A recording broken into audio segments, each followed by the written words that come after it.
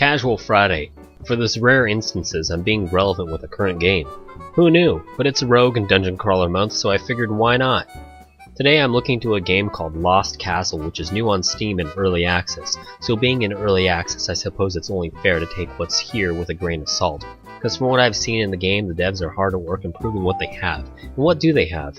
Lost Castle is an action procedural roguelike spliced with beat-em-up gameplay. Overall, it's designed in the sense of rogue legacy, meaning that power-ups can be unlocked and applied to your treasure hunters permanently through the means of the currency of demon souls that you've slain in your play sessions. I suppose there's influences everywhere in this title, but overall, what are my first impressions? Well, story starts off pretty simple. Evil Duke, Earl, Dude, Wizard dabbles in stuff he probably shouldn't be and thinks he has control of the situation. Then he's overpowered by the demons he summoned and is killed. But before the knights and the local popo can take care of the situation, treasure hunters come in and claim what they can, only to be captured. As a player, you're the unending flood of thrill seekers greedy for treasure. Different NPCs are unlockable pretty fast: a blacksmith, a thief, and an alchemist, all of which offer you something random every time a new game is started. Then you've got the prison guy who opens a door. What else he does? I don't know. The dude's got a freaky looking face. Yo, I can't help you with these goblins, buddy, but I can open this door to your certain death. Give it a whirl, you're probably expendable like the next chap anyway. I haven't played a whole lot where I'm at, but I've made it to the second level past the inner halls of the castle. In the castle, you've got a lot of goblins with different roles. There's your basic goblin with a shank, a wizard Harry shooting blue balls, archers, berserks, big ones, goblins with bombs, slimes, gold knights, Guile from Street Fighter. It's a good mashup. Controls for the most part are pretty decent. It feels like a beat-em-up with simple controls and special attacks that differ between the weapon you're holding. The two bosses of the inner castle I've seen at this point are the Pet T-Rex and the King Goblin. King Goblin's a pretty rough boss to fight personally in comparison to the T-Rex, chasing you down with that gauntlet of traps with the Zamboni of death. Sometimes in the halls you come across shops and smugglers randomly, offering in-game items like throwing knives, food, weapons, armor, etc. The second level is a Bramblewood courtyard where— Son of a— Wow, Buffett! How am I supposed to dodge that? The spiders poison you? Are you freaking kidding? I like this game. I think my beat-em-up chops are rusty or something, but for the most part I've got the gist of it. Unlike many early access titles, this isn't an alpha but a solid beta with a decent amount of elements in the levels. I'm sure more will be added in the future, and I'm looking forward to see where the devs take it. Glitches are pretty negligible, and the only major one I saw was a text dropping out of the pause menu, but that only happened once in the several hours I played. It feels a little bit like Dead Pixels, but with more going for it in terms of replayability. Going room to room is cool, and with the fantasy theme, there's obviously a larger number of varied enemies that the developers have at disposal.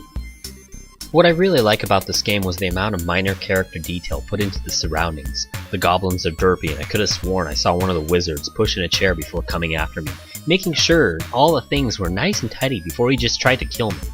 That was nice, it was kinda sweet. After eating food, you throw your scraps behind you, and with the bananas, the peel is left. And yes, it's a trap.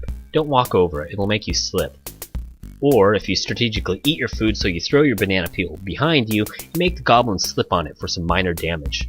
Minor, yes. Needed, no. Appreciated, most definitely. It's the little things I appreciate. As a beat 'em up, from what I've played, it doesn't seem to me that it gets stale too quickly. It's well designed. I can imagine playing in local co-op would be fun, since anything like this only gets better with more people awkwardly working together. The difference between weapons offers enough difference between games where you find yourself having to change your playstyle of them. Now for me, some weapons are just better, or at least they just worked my playstyle easier. I like the gun, a short-range shotty like blunderbuss, but I also like the spear of polearms. Dodging the berserks as they charge you with your special works quite well as a combo. Added the range of the polearms, triggering explosives are just, well, safer. With the blunderbuss, there's also this cool little backstep as your special, which can also be worked nicely for dodging. Another type of weapon class I found that was kinda cool was the Wizard Harry. He shoots fireballs, and fire's cool. He also teleports a short distance as a special. Again, nice in terms of dodging enemies. The skill tree from what I've seen is pretty straightforward and what you may expect from a procedural roguelike with the basic stat mechanics. And the soul system is a bit reminiscent of Dark Souls, but on a far lighter level. Overall, the feels that this game gives me is lighthearted and fun, and that's fine. It's fun. It's difficult enough to be a ball for beat 'em up junkies, but fun enough for anybody to pick up and play. The learning curve is low, but the bosses are kinda rough on your first few tries before developing a system in which to beat them. It's a bit addictive with that whole just one more try feel, and if I didn't have to write this overview, I'd be playing it right now just for the kicks. It's a solid early access beta with fun to be had, so if you're a fan of beat-em-ups and procedural roguelikes, it's worth a look. But it should be noted that it seems to me, just from other solid early access games and how they trend in their development cycle, expect drastic changes over the next few months to a year or two at most. There's a lot that can be added, and I get the feeling that developers understand this.